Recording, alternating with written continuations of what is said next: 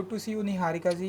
बहुत ही ब्यूटीफुल लग रही हैं आप, बहुत ही थैंक यू। प्यारी लग रही हैं आप, लेकिन थैंक यू। उसके साथ साथ में मैं देख रहा हूँ कि कुछ बहुत ही ब्यूटीफुल प्यारा इश्कबाजी से रिलेटेड कुछ गिफ्ट है आपके हाथ में। हाँ जी। मुझे ये तो नहीं पता ये किसने दिया, क्या है, बट मैं चाहता हूँ कि थोड़ा सा इसके बारे में आप बताइए। एंड ये जो प्यारा सा गिफ्ट है थोड़ा सा उसके बारे में बताइए, एंड आप ओपन भी कर सकते हो। सो तो आप लोगों को बहुत खुशी होगी जानने की कि मैंने अपना प्रोडक्शन हाउस खोला है जिसका ओह, नाम है रायज़ादा राइट। एंटरटेनमेंट्स।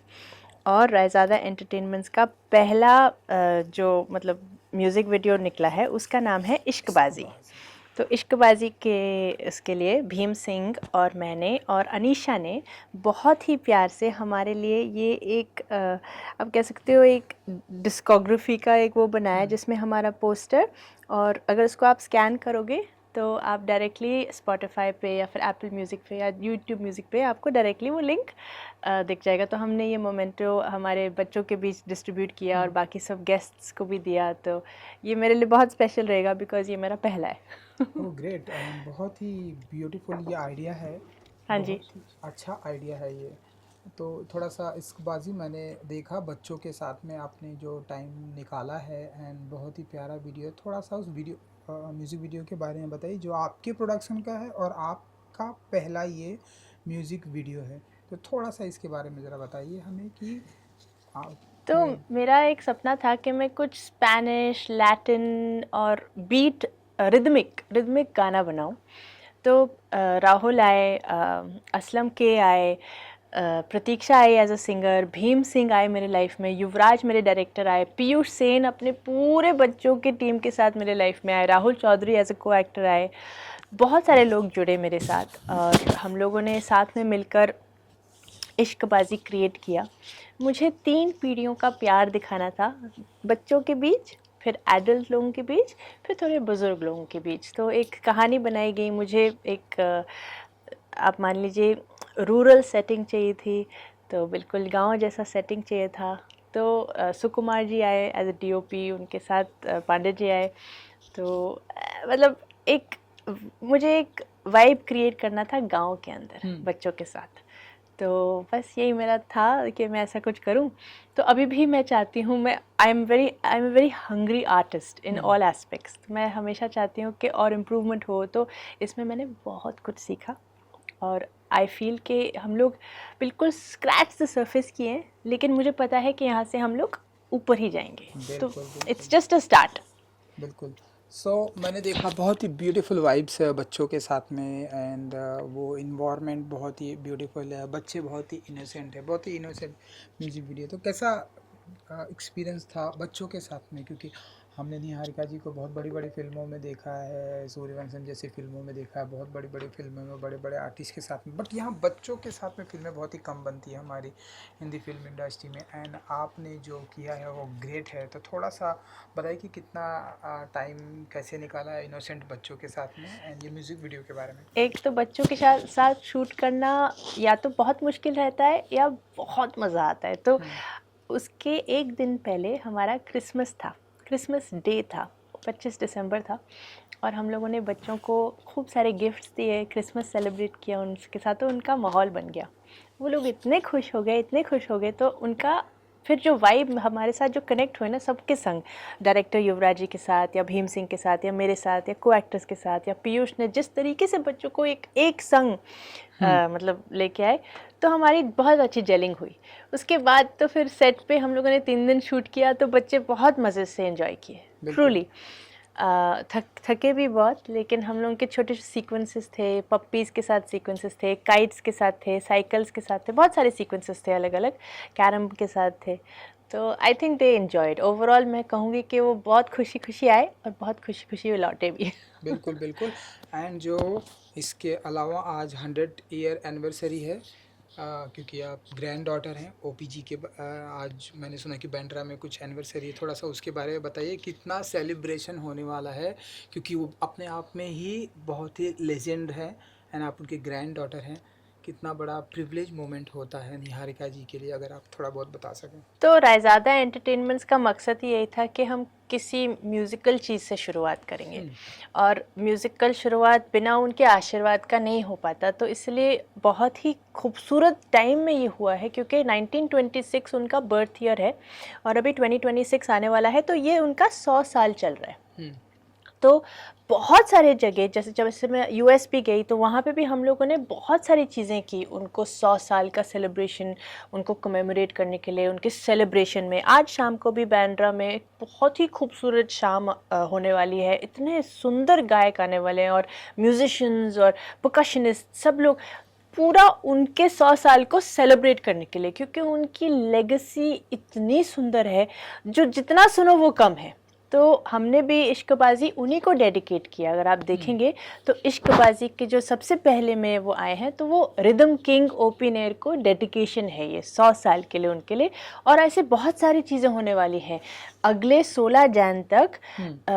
तब तक हम लोग करने वाले हैं बहुत सारी चीज़ें। तो ग्रेट, देन हम आपको बहुत सारी जगहों पर भी स्पॉट करेंगे अगले 16 जैन तक। Yes. सो मैंने जो सुना पढ़ा आपके बारे में, और एक नया अचीवमेंट आपने हासिल किया, जो कि आद्रिका, हाँ, जो आपने डेब्यू किया मलयालम फिल्म इंडस्ट्री में, तो बिल्कुल। थोड़ा सा उसके बारे में बताइए, जो कि वहाँ बहुत ही अच्छी चल रही है, बहुत अप्रिसिएट किया जा रहा है आद्रिका को, तो थोड़ा सा उसके बारे में बताइए कि क्या कुछ है। तो 20 जुलाई रिलीज़ हुई थी थिएटर्स में, कोची में और बेंगलोर में। मलयालम फिल्म है, मतलब छोटा रिलीज़ था, लेकिन उसको अच्छे से सराहा गया। और फर्स्ट 2 डेज़ तो बहुत ही अच्छा फुल हाउस गया। अभिजीत आद्य जो डायरेक्टर है, बंगाली डायरेक्टर हैं, तो वो बहुत खुश हुए। उन्होंने भी इंडिपेंडेंट फिल्म बनाई है, the garage house production house है, और हम रायज़ादा एंटरटेनमेंट्स भी थे उसके संग।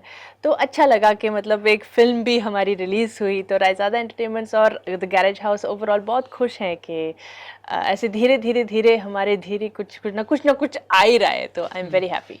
बिल्कुल बिल्कुल। एंड और जैसा कि मुझे ऐसा लगता है कि सक्सेस की बहुत सारी बाढ़ आ गई है आपके पास। यूरोप में आप थे, मर्सी, इतना इस अप्रिसिएशंस मिल रहा है, थोड़ा सा उसके बारे में ये बताइए कि ये जो हो रहा है पूरे यूरोप में अप्रिसिएशंस मिल रहा है आपको एंड मर्सी को। एक और फिल्म मैंने बनाई थी पिछले साल एवर क्लियर प्रोडक्शंस के साथ, राज वासुदेव, अनुराधा के साथ, मित्तुल एज अ डायरेक्टर। उस फिल्म का नाम है मर्सी। वो एक बहुत ही खूबसूरत थीम के ऊपर है कि, और ये एक्चुअली कहानी थी परेश रावल और परेश रावल की माँ के बीच की कोई कहानी। मेरे डायरेक्टर ने सुनी थी, देखी थी एक इंटरव्यू पे, तो उसके इर्द गिर्द उन्होंने ये कहानी बनाई और फिल्म बनाई कि जब माँ कोमा में चली जाती है और जब डॉक्टर आपको बता देता है कि बस अभी या तो आप प्लग पुल कीजिए या फिर आप उनको रहने दीजिए, लेकिन उनका रहने का ऐसे कोई मतलब नहीं है, तो आप एज अ बेटा क्या करते हो। तो हमारी पिक्चर उस पे है कि वो बेटा किस कश्मकश में होता है कि हम क्या करें, क्योंकि माँ के साथ मतलब बहुत मुश्किल होता है। प्लग भी नहीं बंद कर सकते, निकाल सकते, एंड बहुत बहुत मुश्किल होता है। ब्यूटीफुल। तो ये कहानी बहुत लोगों को, जब हमने नरेशन भी दिया था, तो बहुत लोग रो दिए थे, मतलब। और जब मैंने भी स्क्रीनिंग देखी थी तो बहुत लोग स्क्रीन में रो रहे थे, क्योंकि कोविड के टाइम ऐसा हुआ था कि बहुत लोगों ने अपने लव्ड वंस को खोया है, तो वो रिलेट कर पाए। तो ये फिल्म यूरोपियन फिल्म फेस्टिवल्स में बहुत ज़्यादा अप्रिशिएट की गई। स्टुटगार्ट, बार्सिलोना, लंदन, कैन, मतलब कहाँ नहीं सराही गई। तो अभी स्टुटगार्ट का एक फ़िल्म फेस्टिवल आने वाला है जर्मनी में, तो हम वहाँ भी जाने वाले हैं। फिर उसके बाद बार्सिलोना भी है। तो ओवरऑल एक पता चलता है कि एक इंटरनेशनल वाइब कैसा होता है जब आप एक फ़िल्म बाहर लेके जाते हो। तो मर्सी के साथ मुझे वो मौका मिला और एक्सपीरियंस मिला। तो big thanks to Mithul and Raj and Anuradha कि उन्होंने वो मुझे मौका दिया। आई विश की जर्मनी में जो आप जाने वाली हैं, जो दिखाया जाने वाला है, वहाँ भी बहुत सारा प्यार मिले आपको, थैंक यू। बहुत सारा अप्रिसिएशंस मिले, हाँ, एंड क्योंकि फिर वो बाहर के लोग आपके एक्टिंग को देखते हैं, एक्टिंग को तो फिर वो देखते पता चलता है कि अच्छा ये भी एक एक्ट्रेस है। और क्योंकि मैं वहाँ की भाषाएं बोलती हूँ तो मेरे लिए अच्छा है। फ्रेंच, जर्मन या स्पेनिश, कहीं पे भी ये फिल्म अगर दिखाई जाए तो मैं उन देशों की भाषा बोलती हूँ, तो मुझे शायद उन देशों की फिल्में भी मिल सके। सुपर्ब। आई विश कि आपको जितनी लैंग्वेज आती है उतनी यही यही मेरा फिल्म ड्रीम में है। भी आए। तो थोड़ा सा मुझे ये बता दीजिए कि निहारिका जी को तकरीबन कितनी लैंग्वेज आती है? 7 भाषाएं हिंदी, आती है फ्लुएंटली। हिंदी इंग्लिश, आती है, English, French, German, Spanish, Luxembourgish और हल्की सी Greek. Greek. Oh great. Luxembourgish क्या होता है? लक्समबर्गिश हमारे देश की एक लोकल लैंग्वेज है, जिस देश में मैं पैदा हुई हूँ, लक्समबर्ग। बहुत ही प्यारी भाषा है। डच, फ्लेमिश और जर्मन को मिक्स की गई हुई आप कह सकते हो, जर्मैनिक लैंग्वेज है। शैनिक। लेकिन अच्छा है। जैसे अगर मुझे बोलना हो कि इश्कबाजी अभी लॉन्च हुआ है लॉन्च हुआ है। लक्समबर्गिश में, वो बोलते हैं इश्कबाजी आज हाउट राउसकम। तो बहुत ही अलग स्टाइल में है वो भाषा, लेकिन लक्समबर्गिश लोग समझ जाएंगे। Oh great. बहुत नहीं नहीं अच्छा लगा। थोड़ा सा और कुछ बताइए जरा आपकी ही लैंग्वेज में। मैं बोल सकती हूँ कि मैं I love India and I love Indian people. Ich finde Indien ganz gern und ich finde Leute von India even, also viel mehr gern. Oh great. तो कि सुपर मैं इस देश की हूँ और इस देश के वासियों को बहुत प्यार करती हूँ. Super super. अगला जो इंटरव्यू करेंगे अलग उसी अलग भाषा डिफरेंट में. लैंग्वेज में करेंगे, क्योंकि अलग अलग लैंग्वेज जो है बहुत ही अच्छी लगती है सुनने में। ओह, सबसे फेवरेट तो मेरी फ्रेंच है. फ्रेंच। फ्रेंच जब उसमें क्या भी इश्कबाजी लॉन्च हुई है, उसको क्या कहेंगे? Ishkobazi, une chanson d'amour, une chanson qui est très proche de mon cœur, une chanson qui est dédiée à mon grand-père.